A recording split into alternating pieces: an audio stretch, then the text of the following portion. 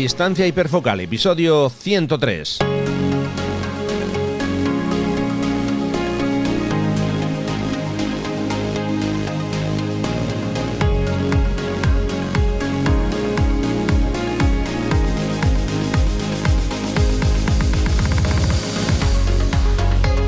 Hola, ¿qué tal? ¿Cómo estáis? Bienvenidos a un nuevo episodio de Distancia hiperfocal, el podcast de fotografía de paisaje y viajes. Soy Rafa Irusta, fotógrafo profesional especializado en fotografía de paisaje, y en el episodio de hoy hablamos sobre temporales marítimos. Pero antes de empezar, quiero recordaros que ya están en marcha mis próximos talleres de fotografía de paisaje. Empezamos la temporada en el mes de marzo con el taller Costa Galicia y continuamos con el taller Picos de Europa. Si os apetece disfrutar de un fin de semana fotografiando conmigo, os dejo toda la información en rafairusta.com/talleres.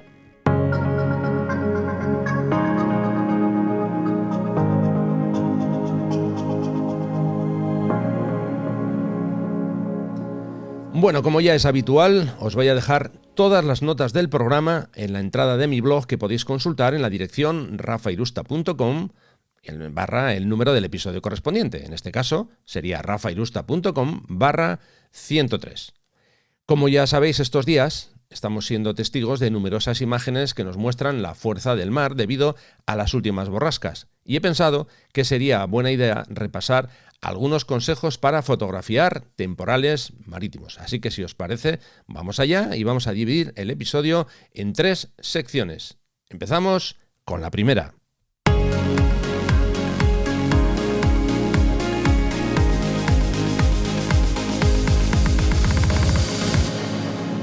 Bueno, antes de continuar vamos a ir con los consejos técnicos. Vamos a preparar el equipo correspondiente que vamos a utilizar y dónde nos vamos a colocar. Lo primero, tenemos que buscar una ubicación segura.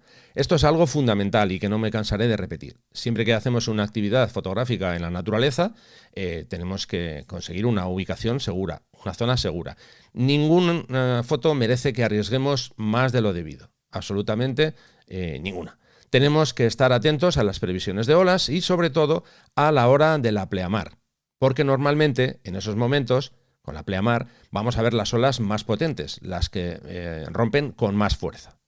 En cuanto a la distancia focal, recomendable objetivo largo, un 70-200 o un 100-400 es lo que yo recomiendo. Si tenemos esas focales, claro, si no, obviamente no, pero si tenemos esa posibilidad, cuanto más focal, mejor.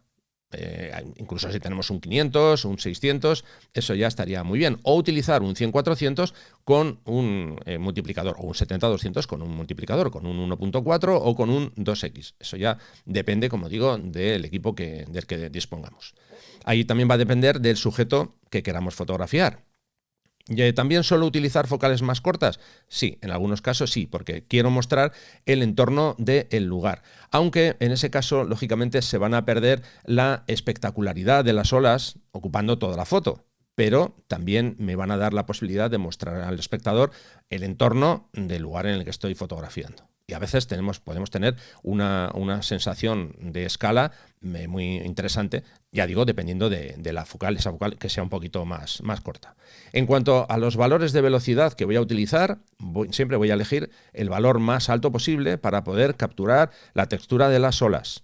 Pero a veces, como estas reglas no hay que dejarlas marcadas en piedra, a veces también trabajo con velocidades más largas para suavizar la textura del agua con ese efecto seda que yo creo que todo el mundo conoce.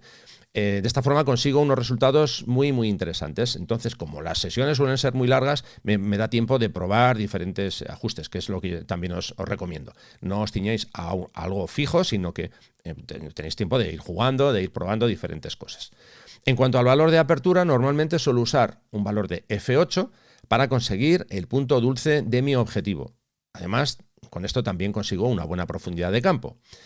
como yo estoy utilizando un 400, que en esa focal es un f5.6, ya digo, pues suelo cerrar un poquito para conseguir una nitidez superior.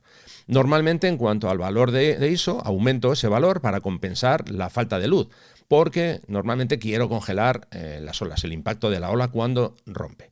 Y como los días de ola suelen ser días grises con cielos cubiertos, normalmente, pues como digo, necesito en ese caso levantar el valor de ISO, subirlo.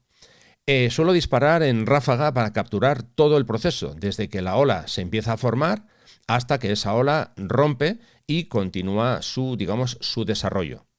O sea que, como digo, disparo en ráfaga para capturar todo ese proceso, todo ese momento. No suelen ser ráfagas muy largas, normalmente, a veces sí, pero normalmente suelen ser bloques de 3, 4, 5 fotos, o sea, son ráfagas cortas, en mi caso. Ya digo que puede darse la circunstancia que puede haber alguna ola muy, muy, muy potente que quiero capturarla entera y a lo mejor hago 15, 20 fotos, eso ya depende, pero normalmente suelen ser disparos más breves. Esto también nos da la ventaja de que vamos a conseguir que nuestra tarjeta tenga el tiempo suficiente de digerir toda esa información que le estamos enviando. Porque a veces, si no, puede ser que estemos usando la ráfaga y nuestra cámara se quede como parada hasta que consigue grabar toda esa información, todos esos archivos. En cuanto al enfoque, normalmente uso el enfoque automático. Me centro en el punto de ruptura o en la cresta de la ola. Y si estoy, por ejemplo, fotografiando un faro, bueno, pues puedo enfocar al faro y dejar el foco manual para que el punto de foco no varíe.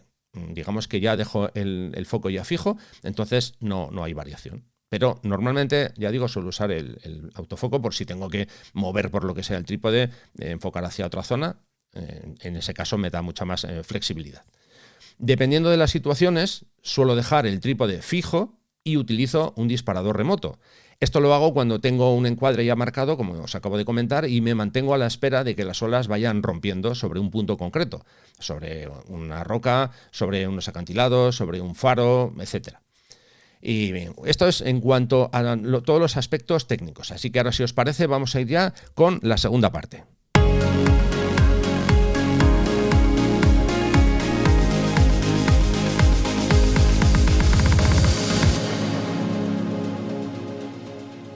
Nos vamos a ir ahora con los aspectos creativos. En este caso vamos a dejar volar un poquito ese aspecto creativo que todos llevamos dentro. Entonces, bueno, pues vamos a centrarnos mi recomendación va por buscar un elemento sobre el que van a romper las olas. Puede ser, como antes comentaba, una roca, puede ser una zona de acantilados, un muelle, la bocana de un puerto, puede ser un faro, diferentes elementos. Con esto vamos a conseguir que las olas se muestren mucho más espectaculares dentro de nuestro encuadre, además, lógicamente, de tener más elementos que nos ayudan a componer y no fotografiar solamente pues, la cresta de la ola o justo el momento del impacto de forma un tanto sosa, ¿no? Esto es algo similar a lo que siempre se recomienda cuando hacemos fotografía de grandes lunas. A ver, el hacer una fotografía de la luna sin más, pues no tiene mucho interés a nivel creativo. Básicamente, si hacemos una fotografía de grandes lunas saliendo de detrás de los edificios, bueno, pues eso le aporta mucha más fuerza a esas composiciones y a esas fotografías. Como ya digo, si fotografiamos solamente la luna, no contrasta con esos otros elementos y la composición pierde fuerza. Es importante también captar parte del entorno, en mi opinión. Eso puede ayudarnos, como antes comentaba, a que nuestro mensaje sea más rico y además también nos puede ayudar a conseguir una profundidad mayor en nuestras fotos. Si estamos en una zona en la que tenemos diferentes elementos en primer plano o en un plano medio y en el fondo, en el momento en el que rompe la ola, bueno, pues vamos a tener ahí una profundidad mucho mayor en esas imágenes. Hay otra opción y es que si podemos colocarnos en una zona baja, vamos a decir en lo que sería la playa, a ras del suelo, si estamos alineados con las olas, el resultado puede ser espectacular. Pero insisto en lo que decía al principio, insisto muchísimo en esto, que esto no implique riesgo. Nuestra seguridad, lo primero, y eso está por encima de todo. ¿De acuerdo? Lógicamente, en una sesión de este tipo debemos tener mucha paciencia y vamos a hacer muchas fotos. Esto es algo que no falla. Muchas fotos. Normalmente suelen ser sesiones largas porque, bueno, las olas son cíclicas, van evolucionando, van creciendo, una serie viene más fuerte, de repente baja, vuelve a subir.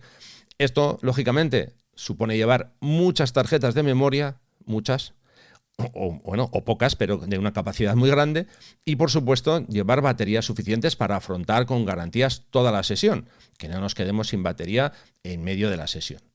Y ya finalmente, una vez que hemos visto los aspectos creativos, si os parece, vamos con la tercera y última parte.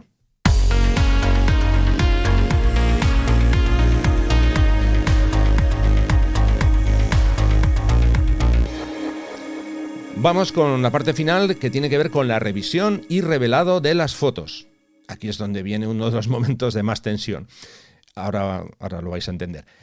Una vez terminada la sesión, lógicamente llega el momento de visionar y de revisar todas esas fotos para elegir las mejores. Se supone que es lo que queremos, ¿no? Elegir las mejores de una sesión. Podemos llegar a casa, depende, con 1000 fotos, 2000, 5000, todo va a depender de cómo haya sido la sesión, de lo amigos que seamos de usar la ráfaga, de las ráfagas que hayamos lanzado, en fin, eso ya depende, por supuesto, de cada persona. A la hora de revisar las fotos, bueno, yo os explico cómo lo hago yo. Yo utilizo Adobe Lightroom y voy haciendo la selección utilizando el sistema de estrellas. Pero se puede usar otros sistemas. Puede ser también, por ejemplo, usar el sistema de colores o cualquier otro método que os guste. Esto ya va a depender de vuestro flujo de trabajo. ¿Cómo lo hago yo? De forma breve y de forma rápida. Bueno, yo hago una primera criba revisando todas las fotografías y voy reduciendo el número de archivos seleccionados. ¿Esto cómo lo hago? Realmente al final lo que hago es elijo solo las fotografías que me interesan. Las que no, directamente las ignoro, ¿no? Entonces voy marcando con estrellas las que yo creo que son buenas y ajusto dentro de Lightroom la opción de que me muestre solo las que tienen ese ajuste, que puede ser una estrella, 2 estrellas, o si tengo puesto con colores. Ya digo que eso depende de vuestro flujo de trabajo. Tenéis que construirlo un poco a vuestra forma. Una vez que ya tengo terminada esa primera revisión, voy con la segunda. Y aquí voy acotando todavía y reduciendo la selección de fotografías. Ya digamos que he ido avanzando, esa selección previa, que pueden ser a lo mejor de un 50%, la voy reduciendo todavía más. Y ya finalmente voy decidiendo cuáles son las que voy a procesar. De una serie, por ejemplo, de 8, 10, 12 fotos, depende de cómo hayamos hecho toda esa serie, no tiene sentido procesar todas. A lo mejor proceso una central o dos, depende porque a veces si la ráfaga ha sido muy rápida tenemos 2 momentos que pueden ser claves, pero ya digo, normalmente suelo acotar lo máximo posible de una serie, me suelo quedar con una, como mucho 2. Luego, por supuesto, a la hora de compartir esas fotos, pues ya sería otro tema. No compartáis toda la serie completa, a no ser que sea algo espectacular que merezca compartir todas, digo, por no aburrir a vuestra audiencia. Y básicamente eso es todo. Cuando ya ha terminado, como digo, ese proceso de selección, el siguiente paso ya es el de procesar las fotografías a nuestro gusto. Aquí ya, lógicamente, cada persona tiene que decidir cómo va a ser el procesado. Puede ser que os interese darle un aspecto más dramático por el tipo de toma que sea. Eso ya entra dentro del campo muy, muy, muy personal, de gusto personal y del estilo que queráis aplicar a todas esas fotografías. ¿De acuerdo? Y básicamente hasta aquí ha llegado el repaso de estos consejos. Es un repaso breve, rápido, conciso. Hemos ido al meollo de la cuestión. Como digo, el repaso para estos consejos de fotografía de temporales marítimos. Espero que os haya resultado útil, que podáis utilizarlo. Lógicamente, para este tipo de fotografías vamos a necesitar días con temporal y lógicamente también un mar, un océano que se enfade, ¿no? Que es lo que suele ser habitual aquí en el Cantábrico. Así que poco más. En este caso, solamente ya citaros para dentro de 15 días. Si queréis más contenido sobre fotografía de paisaje, os invito a visitar mi escuela de formación online, rafairusta.com/escuela. Y sin más, como digo, muchísimas gracias por haber llegado hasta aquí. Y si os apetece, nos escuchamos en 15 días. Venga, un abrazo.